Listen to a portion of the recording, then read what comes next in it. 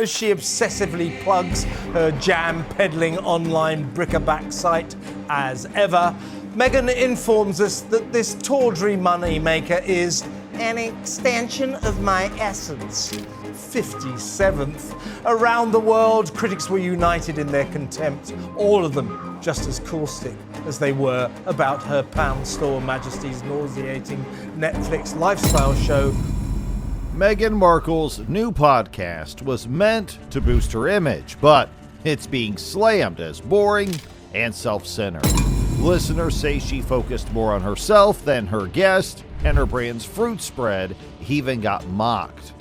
To make things worse, Harry's now facing serious accusations of acting like a colonial-style bully.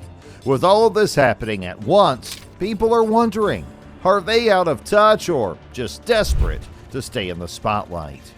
Meghan Markle recently launched her new podcast series called Confessions of a Female Founder, hoping it would help shape her image as a smart businesswoman and skilled host. But things haven't gone well at all. The podcast has been mostly ignored, and worse, harshly criticized by many. People are calling it boring, self-focused, and lacking any real spark. Some even said Meghan seemed completely out of place as an interviewer. Sadly, instead of being a big success, the podcast is turning into yet another project that fails to connect with the public. What made things even more difficult for Meghan was the timing. Just as she released the podcast, her husband Prince Harry was involved in a major court case in London. He's trying to get armed police protection whenever he visits the UK, arguing that he still deserves the same kind of security given to working royals, like his brother Prince William. Harry's courtroom appearance became a huge story in the media. Reporters and the public were completely focused on that, which meant Meghan's podcast launch was pushed to the side. The court case was already drawing criticism, with people calling Harry entitled and saying he just wants to hold on to royal privileges. The fact that this legal fight happened at the same time as Meghan's big podcast release created a mess. Instead of people talking about her new project, the headlines were all about Harry and his legal drama. Many people believe that Meghan could have avoided this awkward situation if Harry had postponed his case. But that didn't happen, and now her podcast is struggling to gain any attention. It's a tough moment. Meghan Markle's new podcast was supposed to be all about smart conversations with successful women. It kicked off with Whitney Wolfe Herd, the billionaire who started Bumble. On paper, it looked like a strong start, a big-name guest, and a topic focused on women in business. But once people actually listened, the feedback was pretty rough. Listeners were hoping for real stories about how Wolfe Herd built her company, but what they got was something else entirely. Instead of letting her guest shine, Meghan kept shifting the spotlight back to herself. Throughout the episode, Meghan repeatedly talked about her own brand, American Riviera Orchard, which she describes in very personal terms. But the product itself, mainly fruit spreads, has already drawn some awkward attention. It turns out the spreads don't even contain enough fruit to be legally called jam. So when Meghan tried to compare her brand with a billion-dollar tech company like Bumble, it didn't sit well with people. Critics said it felt out of touch and kind of forced, especially coming from someone who became famous through her royal connection. Meghan's interview style has also caused concern.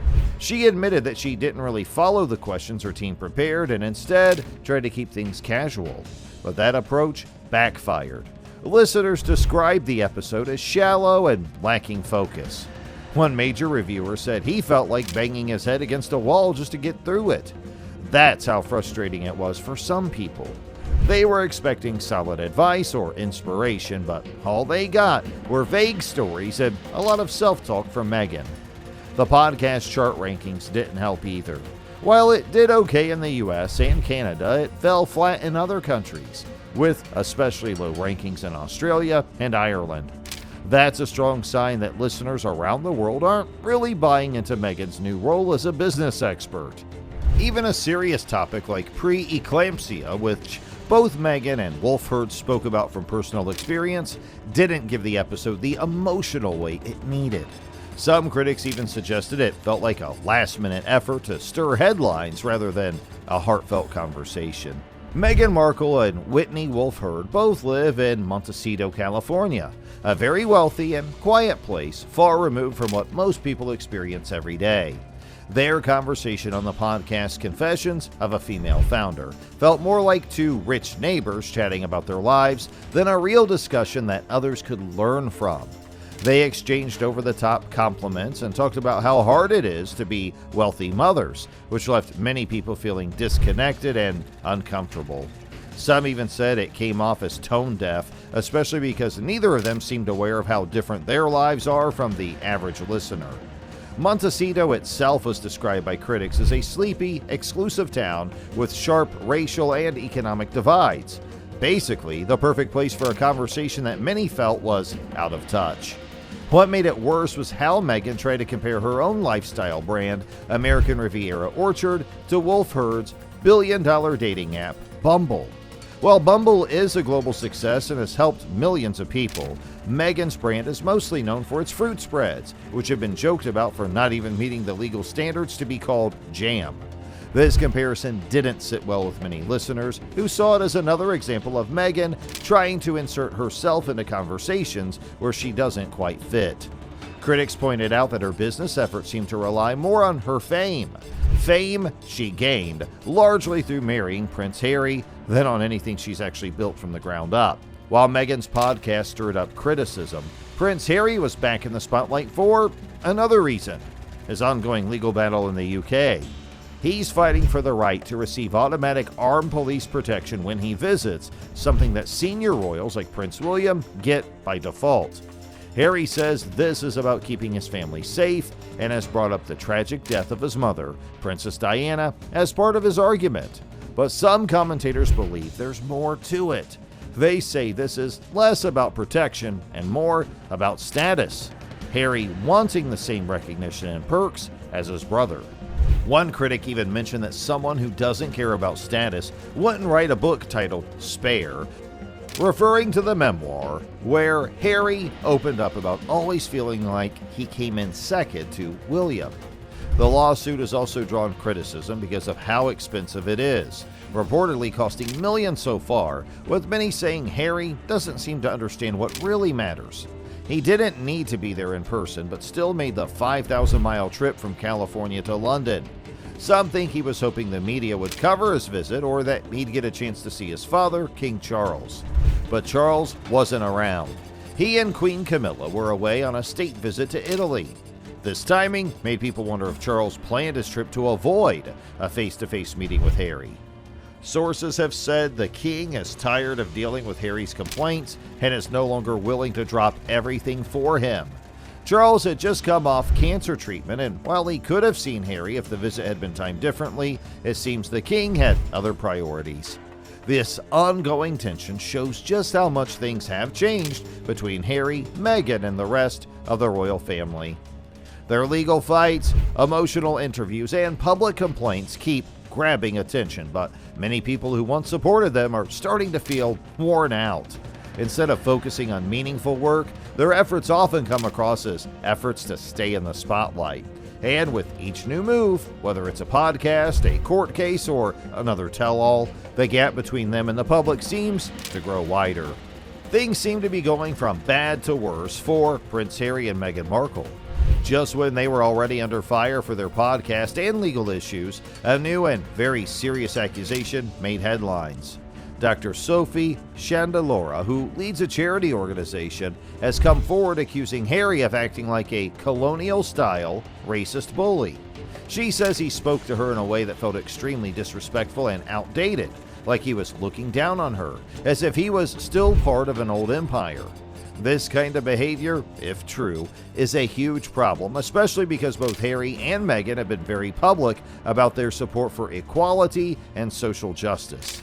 Harry has strongly denied the claims, and his team has jumped in to defend him, bringing in a group of upper-class friends to speak on his behalf. But whether or not the allegations are proven, they've already made a dent in his reputation. People are questioning how someone who talks so much about fairness and inclusion could be accused of acting this way behind closed doors. This controversy has taken attention away from Harry's ongoing court fight over police protection and shifted it to something much more personal and damaging. Meanwhile, Meghan's new project hasn't helped the situation either. Meghan is trying to present herself as a serious businesswoman and brand creator, but it hasn't gone the way she likely hoped. Many people feel that she didn't ask meaningful questions during the interview or explore what it really takes to build a company. Instead, she focused on herself, using vague phrases that didn't add much to the conversation. She tried to position her jam and lifestyle brand, American Riviera Orchard, as something deep and personal, saying it reflects who she is. But the public didn't buy it. The brand has already had problems with complaints about late deliveries and labeling issues, and it hasn't impressed buyers or critics. People are saying it feels more like a vanity project than a real business. One review even joked that the only reason anyone is paying attention to it is because Meghan is married to Prince Harry. And that's the root of the problem. Many people feel Meghan is struggling to prove she can succeed on her own terms without constantly leaning on her royal connections. The podcast itself hasn't been received well either. Some have even called it boring, saying it could put people to sleep.